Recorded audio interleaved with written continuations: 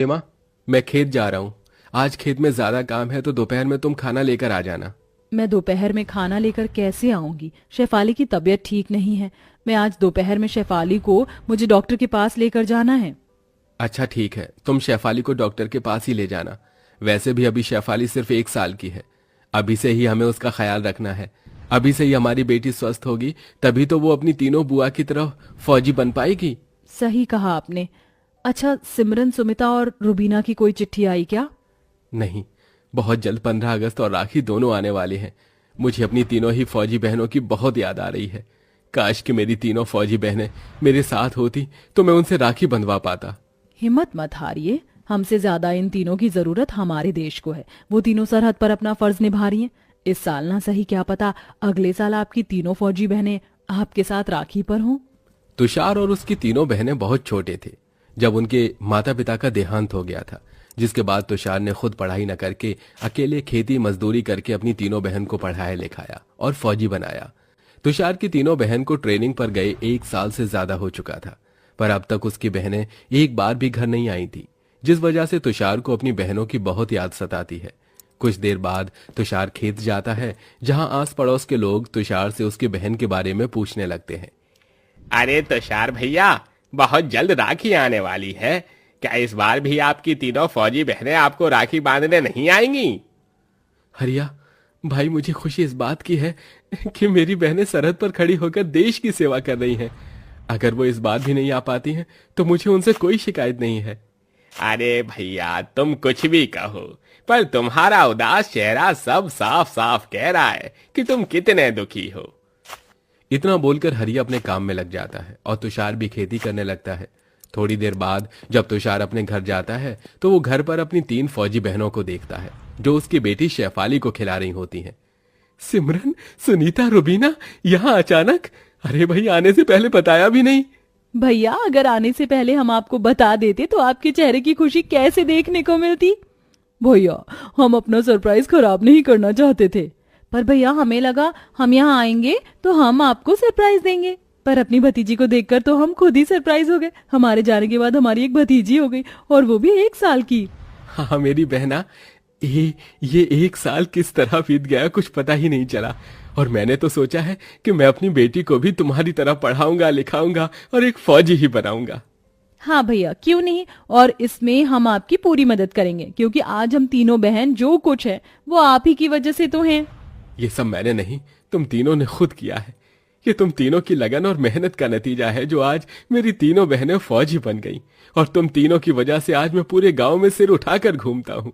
मुझे बहुत अच्छा लगता है ये सुनकर कि मेरी तीनों बहनें एक फौजी हैं। भैया, ये सपना हमारे अकेले का नहीं था, और ना ही हमने इसमें अकेले मेहनत करी। आपने खुद पढ़ाई ना करके हमें पढ़ाया, खुद खाना ना खाकर हमें खिलाया।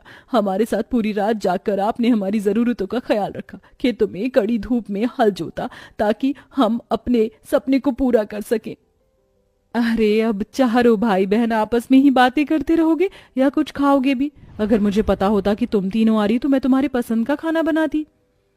भाभी, आपने जो बनाया है आप हमें वही दे दो। वैसे भी आपके और भैया के हाथों का खाना खाकर ही तो आज हम यहाँ खड़े हैं। अपनी बहनों को देखकर जितना खुश तुषार था उतनी खुश पूर्णिमा भी थी। अब इसी तरह से 2 दिन बीत जाते हैं और एक दिन उनके मोहल्ले में एक औरत कुछ राखी और झंडे लेकर आती है।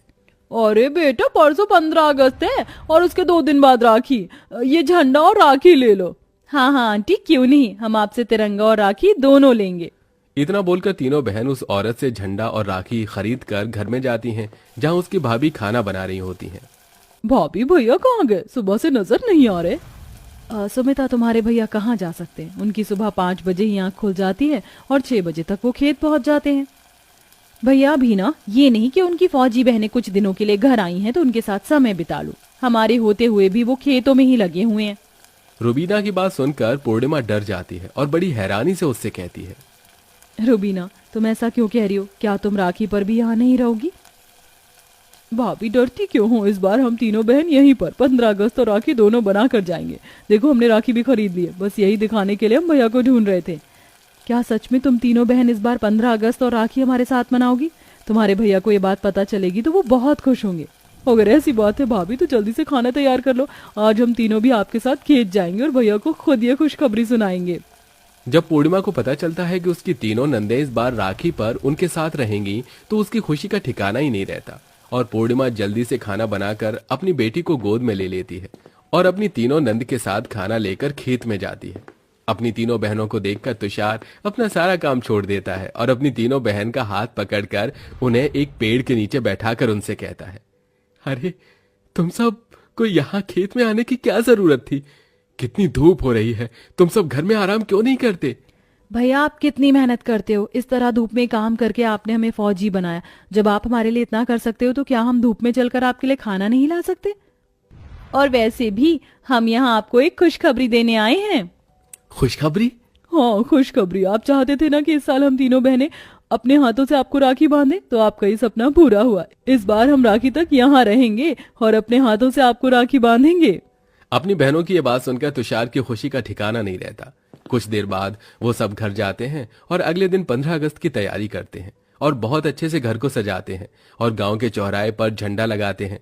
कुछ देर बाद गांव के सभी लोग झंडा फहराने के लिए आ जाते हैं, जहां तुषार अपनी तीनों बहनों से कहता है, मेरी प्यारी बहना, ये सब तुमने किया है। हम सभी गांव वाले चाहते हैं कि झंडा तुम तीनों ही फहराओ।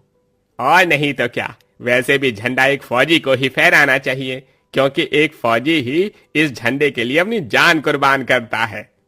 गांव वालों का प्यार देखकर तीनों बहनें झंडा फहराती हैं और इस तरह से तीनों बहन गांव वालों के साथ मिलकर 15 अगस्त सेलिब्रेट करती हैं। अब इसी तरह से 2 दिन बीत जाते हैं और भाई बहन का सबसे बड़ा त्योहार रक्षाबंधन आ जाता है। भैया आज आप खेत नहीं जाओगे, आज आप पूरे दिन हम तीनों बहन के साथ रहोगे। अच्छा ठीक है, आज मैं कहीं नहीं जाऊंगा। आज का मेरा पूरा दिन मेरी बहनों के लिए है। अच्छा चलो भैया, मान तो गए। अब थोड़ा सा घर सजा लेते हैं और रक्षाबंधन की तैयारी कर लेते हैं, ठीक है? क्योंकि मुझसे ज्यादा देर भूख बर्दाश्त नहीं होती। इतना बोलकर तीनों बहनें एक बार फिर रक्षाबंधन पर घर डेकोरेट करती हैं और पूजा की थाल तैयार करती हैं। कुछ देर बाद तीनों बहनें अपने भाई की आरती उतारती हैं, उसे टीका लगाती हैं और राखी बांधती हैं। माफ करना मेरी बहना, इस बार भी मेरे पास तुम्हें आशीर्वाद देने के सिवाय और कुछ नहीं। जिंदगी भर बस आपका आशीर्वाद ही चाहिए, क्योंकि आपने पहले ही हम तीनों को अपना सब कुछ दे दिया है। हाँ भैया, इसलिए इस बार देने की बारी हमारी है। इतना बोलकर वो तीनों बहन अपनी साल भर की कमाई अपने भाई के हाथ में थमा देती हैं, जिसे देख तुषार अपनी तीनों बहनों से कहता है, ये मैं नहीं ले सकता, ये तुम्हारी मेहनत की कमाई है। मैं अपनी छोटी बहन के पैसे कैसे रख सकता हूँ?